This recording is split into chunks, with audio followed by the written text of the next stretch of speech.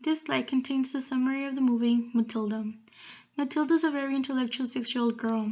She comes from a family who treat her like if she is invisible. Her father, Harry, and mother, Zinnia, do not allow her to go to school or any other places. But when her brother is at school, her father at work, and her mother at bingo, she will go to the public library because she loves to read. Her father is a car salesman, and one day Agatha Trunchbull buys a car from Harry. After meeting her, he lets Matilda attend her school called Cruncham Hall. On her first day, she heard of the cruel ways that Trunchbull treats the children, especially the way she locks students in a closet called Chokey, which is filled with dangerous items like nails. The upside for Matilda is that she has a wonderful teacher named Jennifer Honey.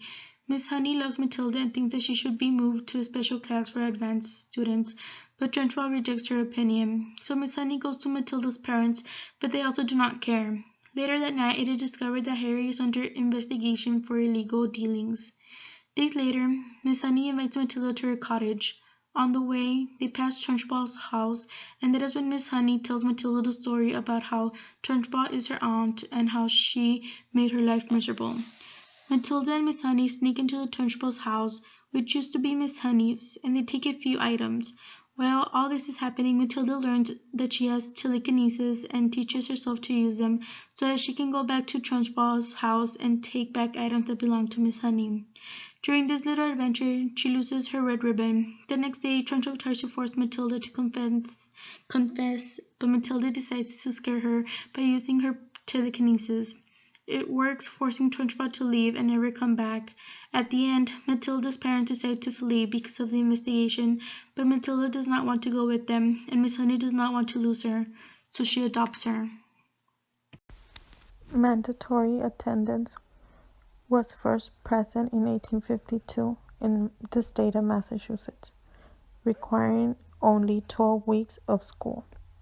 Later, it was imposed in other states by the 1900s. In the 20th century, only children in the ages 7 to 13 years old attended school. Also, 10% of the students over ages 14 years old remained in school, and 7% of the 17 years old school graduated, forcing young students into school. Even though compulsory attendance is not required for children to attend public school, Compulsory Education Act requires parents of children ages 8 to 16 to send them to public school for the period of time in a school year.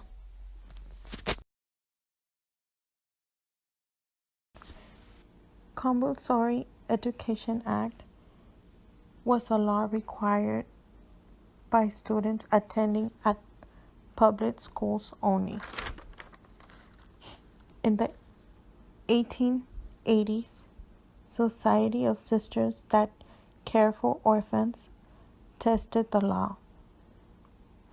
When this was exposed, the Supreme Court stated that states may require compulsory attendance, but not required to attend public schools.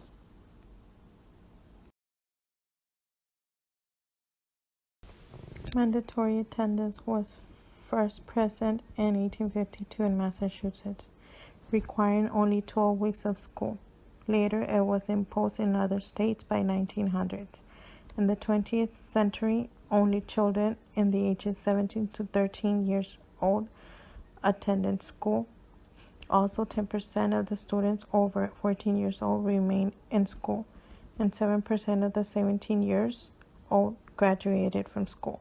The combination of the compulsory attendance laws and child labor laws were enforcing young students into schools. Even though compulsory attention is not required for children to attend public schools, Compulsory Education Act requires parents of children ages 8 to 16 to send them to public schools for the period of time in school year. This law required students to attend a public school only. In the 1800s, Society of Sisters that Care for Orphans tested the law. When this was exposed, the Supreme Court stated that states may require compulsory attendance, but not required to attend public schools. In the case of Matilda,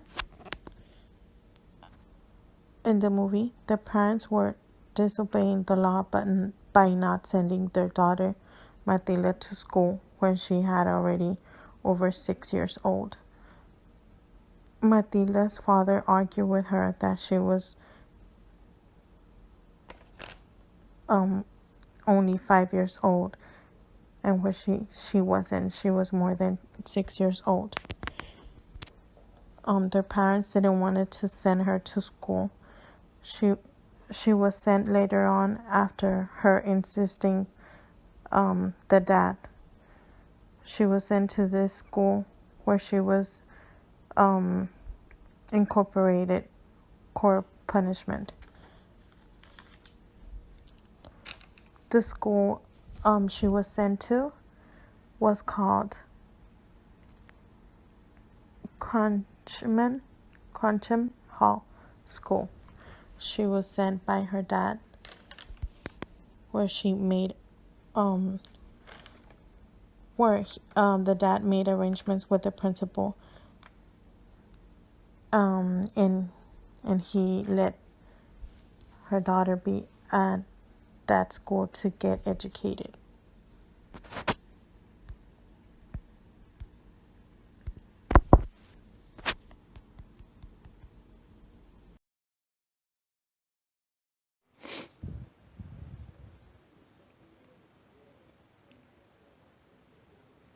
The use of corporal punishment in this country as a means of disciplining school children dates back to the colonial period. It has survived the transformation of primary and secondary education from the colonials' reliance on optional private arrangements to our present system of compulsory education and dependence on public schools.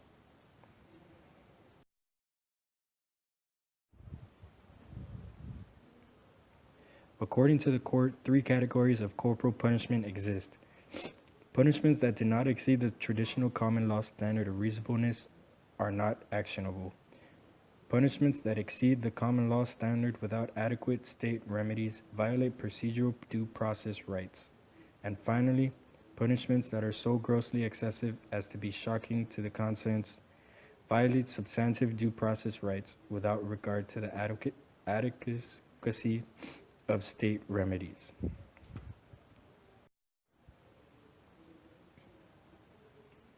In many states, corporal punishment, which is a teacher paddling or spanking a student, is legal and happens regularly.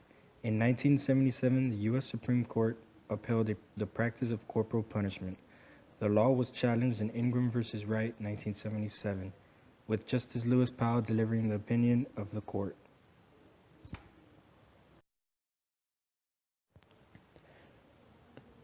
The connection can be made to the movie Matilda with how the principal excessively overdoes her version of corporal punishment repeatedly throughout the movie, but the examples can be made from when she throws the little blonde girl from her pigtails, and at the end when she's fighting the kids in the classroom and throws the little boy out the window.